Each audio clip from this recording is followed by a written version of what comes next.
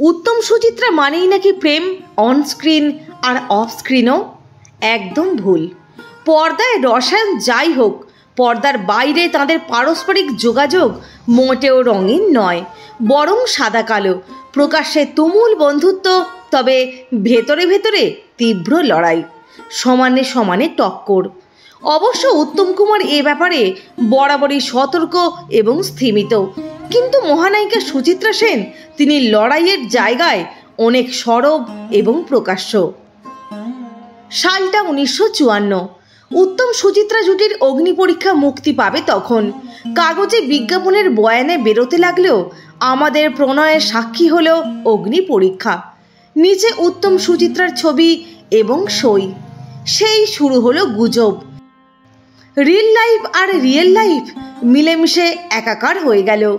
স্বাভাবিকভাবেই সকলে সেই ঘটনাকে সত্যি বলে ধরলেন, এমনকি গৌরী দেবীও।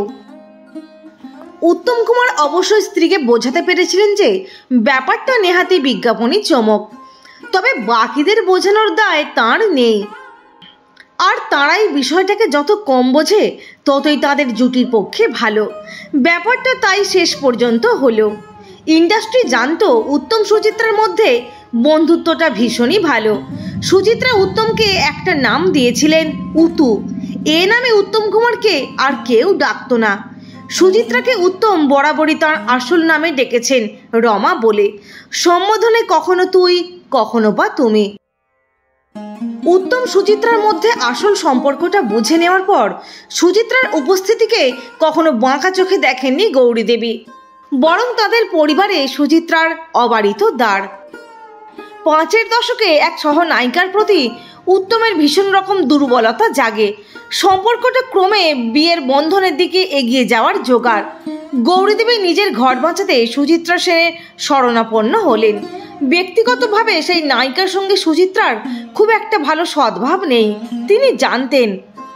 গৌরীদেবীর অনুরোধে সুচিত্রা উত্তমকে ওই নায়িকার ব্যাপারে সতর্ক করলেন।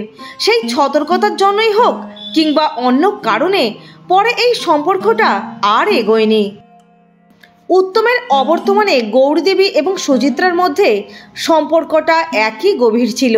8-এর দশকে তার একটা বাড়ি নিয়ে আইনি জটিলতা বিপর্যস্ত সুচিত্রা সেনকে টেলিফোনে মানসিক সাহচর্য যোগাতেন গৌরী দেবী। দুই নারীর এই যোগ সাজস এটুকু অন্তত প্রমাণ করে যে উত্তম কুমারকে নিয়ে তাদের মধ্যে কোনো রকম দড়ি টানাটানি ছিল না। গৌরী দেবীর মতো সুপ্রিয়াও ওই সম্পর্ক নিয়ে এতটুকুও দোলাচলে ভোগেননি। তার কথা থেকে জানা যায়, অনেক সময় দুপুরের দিকে শুটিং না থাকলে সুচিত্রা সেন ফোন করে বলতেন, আমি এখন উত্তম কুমারের সঙ্গে প্রেম করব, ওকে ডেকে দে। এতটাই সহজ ছিলেন তারা একে অন্যের কাছে। তবে উত্তম কুমার মানেই কিন্তু এত আলো নয় সবসময়। 1955 সাল থেকে দুজনের অন্ধকারের সূচনা লগ্ন। মানে 1953 সালে 74.5-এর হাত ধরে জুটি হিট হওয়ার ঠিক 2 বছরের মধ্যেই সুচিত্রা সেন দাবি করেন ছবির পরিচয় লিপিতে তাঁর নাম থাকবে সবার আগে। স্বাভাবিকভাবেই উত্তম কুমার খোলা মনে এই প্রস্তাব শুরুতে মেনে নিতে চাননি। বাংলা ছবির নায়িকার নাম নায়কের আগে যায় না, এমনকি নবাগত নায়ক হলেও নয়। শেষ অবধি জুটি বাঁচাতে এই প্রস্তাব মেনে নেন উত্তম কুমার। সুধাংশু মুখোপাধ্যায় পরিচালিত সাঁঝের প্রদীপ ছবির পরিচয় লিপিতে সুচিত্রা সেনের নামই ওপরে ছিল। পরবর্তীতে ভারসাম্য বজায় রাখতে কোনো কোনো পরিচালক পাশাপাশি লিখতেন সুচিত্রা উত্তম, সেখানেও উত্তমকে সামনে রাখা যেত না। জুটি টিকিয়ে রাখতে উত্তম কুমার কিন্তু সুচিত্রা সেনের আরেকটি দাবিও মেনে নিয়েছিলেন এই পর্বে। উত্তম কুমারের থেকে সুচিত্রা সেনকে বেশি পারিশ্রমিক দিতে হতো। এই অবধি সামলে নিয়ে চলেছিলেন উত্তম কুমার, কিন্তু পথে হলো দেরি সেটে যা ঘটল তাতে দুজনের কেউই 1 ইঞ্চি জমিও ছাড়লেন না।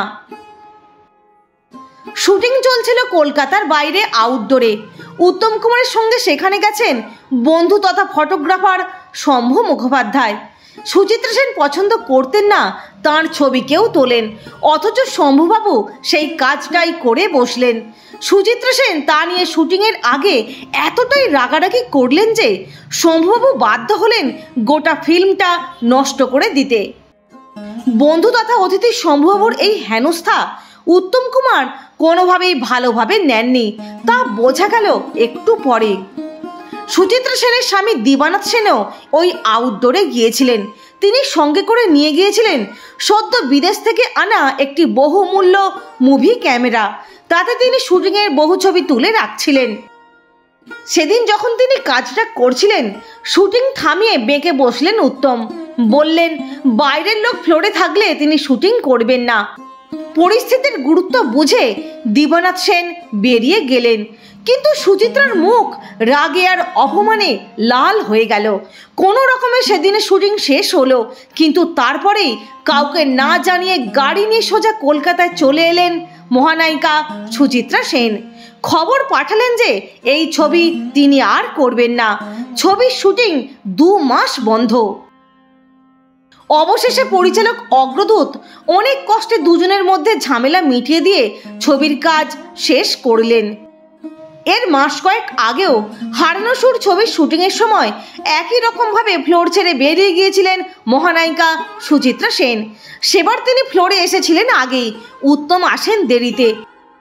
আসলে উত্তম কুমার তখন একটি অন্য ফ্লোরে মানু সেনের পরিচালনায় হার জিত ছবির শুটিং করছিলেন। হারানো সুরের পরিচালক ছিলেন অজয় কর। অজয়বাবু জানতেন উত্তমের দেরিতে আসার কারণ, কিন্তু সুচিত্রার মনে হলো উত্তম তাকে ইচ্ছে করে অপেক্ষা করানোর জন্য দেরিতে আসছেন, তাই ফ্লোর থেকে সোজা বেরিয়ে যান সুচিত্রা সেন। এদিকে হারানো সুরের প্রযোজক উত্তম কুমার নিজেই, কাজেই শুটিং না হওয়ার জন্য যা আর্থিক লোকসান সব তাঁরই হলো। কিন্তু এসব তলিয়ে ভাববার মতো সময় সুচিত্রা সেনের কোথায়? জানিয়ে দিলেন তিনি ছবি করবেন না। আবার তাকে বুঝিয়ে সেটে ফেরান উত্তম কুমার। ডেট এবং সময় নিয়ে দুজনের এই সমস্যা প্রিয় বান্ধবীর ক্ষেত্রেও হয়েছিল। একজন দেরিতে এলে পরের দিন আরেকজন তাই করেন কিংবা আসেনি না। এই ইগোর লড়াইয়ে বিরক্ত হয়ে পরিচালক হরিদাস ভট্টাচার্য নাকি ঠিক করেছিলেন রাজলক্ষ্মী শ্রীকান্তর পর দুজনকে নিয়ে আর তিনি ছবি করবেন না, আর কোনোদিন করেনও নি। এ ব্যাপারে তাঁর বিরক্তির কথা গোপনও রাখেননি তিনি, তবে আলাদাভাবে দুজনকে নিয়ে তিনি ছবি করেছেন। কি আশ্চর্যের কথা! অন স্ক্রিন যে জুটি রূপলী জগতের কিংবদন্তি, অফ স্ক্রিনে সে জুটি এতটাই ভঙ্গুর। তাহলে কোন রসায়নে তাঁরা পর্দার প্রেমে এমন অমর? সেই উত্তর হয়তো ওই দুজন ছাড়া আর কারো কাছেই নেই। বন্ধুরা, কেমন লাগলো ভিডিওটি? অবশ্যই আপনাদের মূল্যবান মতামত জানাবেন। সকলে ভালো থাকবেন, সুস্থ থাকবেন, অনেক ভালোবাসা নেবেন।